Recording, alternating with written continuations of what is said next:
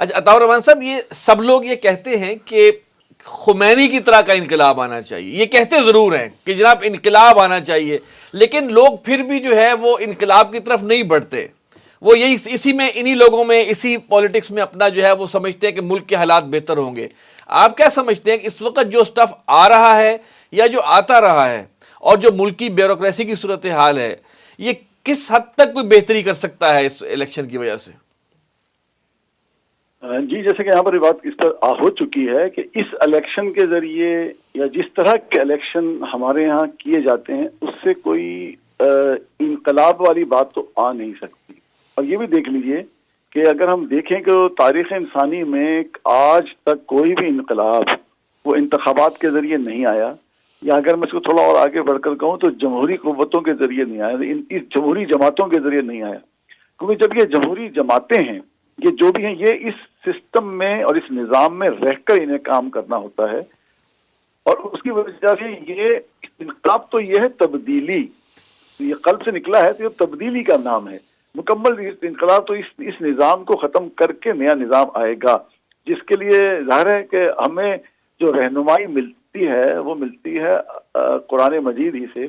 3 دفعہ یہ آیت آئی ہے، هو الذی ارسل رسولہ بالہدی ودین الحق لیظہرہ دین کلہ.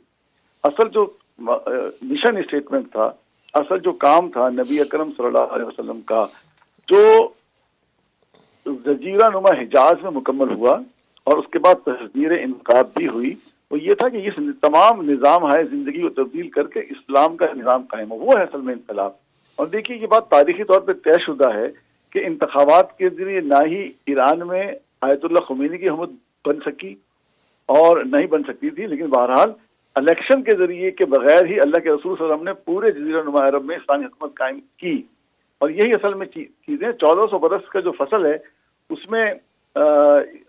بانی محتم کا کتابچہ موجود ہے، مطلب مکمل کتاب ہے، خطابات کے منہج انقلاب نبوی یا رسول انقلاب کا طریق انقلاب. اس میں یہ ساری مثالیں موجود ہیں کہ اس 14 سال کے عرصے میں جو انقلابات آئے ہیں، 2 بڑے انقلاب آئے، ان میں اس میں سب کچھ الیکشن کے بغیر ہوا، الیکشن کے ذریعے، انتخابات کے ذریعے نہیں. اور یہ جو موجودہ اس طرف جہاں آپ نے بات کی، اصل چیز کیا ہے کہ پہلے تو جو لوگ انقلاب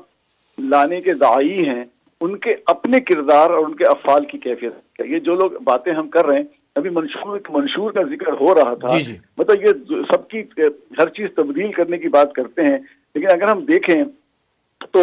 ان 3 بڑی بڑی جماعتیں ہیں اور اس کے علاوہ مزید جماعت اسلامی نے منشور جاری کیا ہے، استحکام پاکستان پارٹی نے کیا ہے، ان سب نے جو ہے وہ کچھ اپنے منشور میں شامل کر دیا ہے کہ جو ناممکن ہے، ناممکنات ہیں، خواب ہیں، یہ خواب پورے نہیں ہو سکتے. اور پھر اصل بات کیا ہے کہ سب سے بڑی بات یہ کہ ایک جماعت کو 62 ختم کرنے تک کی بات کر لی. الفاظ یہ ہیں کہ 62 کو اپنی حساسات میں بحال کیا جائے گا. اب یہ ہے وہ اشارے جو میں آپ کے سامنے رکھوں کہ ہم نے جو اپنے رفقا کو ہم جو تربیت کرتے ہیں، یہ وہ باتیں کیا ان کے یہ جو دفعہ 62 کو تبدیل کیا جائے گا، اصل حیثیت میں بحال کیا جائے گا، اصل یہ کس طرح اشارہ ہے. یہ باتیں جو اگر ہمارے رفقا ان سب کو دیکھیں گے یا ہم اس کو دیکھتے ہیں تو ہمیں معلوم ہوتا ہے کہ اصل ان کی سوچ کیا ہے. کوئی یہ کہہ رہا ہے کہ جی ہم جو ہے وہ آمدن کو دگنا کر دیں گے اور جو ہے ہم 1 سال تک وظیفہ دیں گے اور ہم ہر ایک کو کارڈ جاری کریں گے.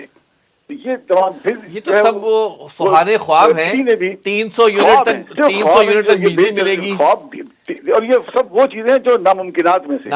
5 سال کا وقت ملتا ہے، اس 5 سال کے وقت میں یہ سب چیزیں کیسے کریں گے. اور پھر نیچے جو لوگ ہیں، اسی لیے جو تنظیم اسلامی کہتی ہے، جو ہمارا اصل موقف ہے وہ یہ ہے کہ سب سے پہلے ہم اپنے آپ پر، اپنے اس 6 فٹ کے جسم پر اسلام حافظ کریں، اور پھر ہم اس نظام کو دوسروں تک پہنچانے کا کام ہے، شہادت الناس کا فریضہ ادا کریں. پھر کہیں جا کر ہم جو ہے وہ اس کی تبدیلی کے لیے یا ہم اقامت دین کی جدوجہد کے لیے کام کرنا ہوا. یہاں پر آپ بتائیے کہ جو ہمارے سیاستدان ہیں، ہمارے جو حکمران ہیں، جو ہمیں نظر آتے ہیں، پھر سول بیوروکریسی اور ملٹری بیوروکریسی جو لوگ نظر آتے ہیں، وہاں ہمیں کوئی ایسا عنصر نظر آتا ہے؟ معذرت کے ساتھ میں عرض کروں گا، ہمیں ایسی کوئی چیز وہاں پر نظر نہیں آتی. پھر یہ کہ یہی وہ لوگ ہیں، یہ جو بیوروکریسی ہے یہ دے کر گئے ہیں ہمیں، یہ یہاں پر پاکستان میں، ہندوستان میں قائم کی تھی یہ بیوروکریسی. اس لوکل لوگوں پر انگریزوں نے اپنے آپ کو مضبوط کرنے کے وہ خود تو چلے گئے لیکن اپنی وہ باقیات یہاں چھوڑ کر چلے گئے ہمارے لیے، اور وہ آج تک ہم پر مسلط ہے، اور ان کی جو مشن ہے یا ان کی جو مرمائے نظر ہے وہ یہاں پر